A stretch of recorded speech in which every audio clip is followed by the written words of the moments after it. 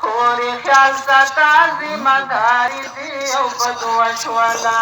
خوري خیال ساته ذمہ داري دي او په دعا شولا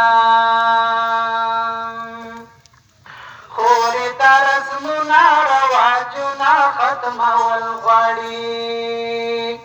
دې څنګه نارو جامو پځای پیړې ګندل غواړي دې څنګه نارو جامو پځای پیړې ګندل غواړي خوښه دنیا ټوله درته جوړه ډم خانه شوله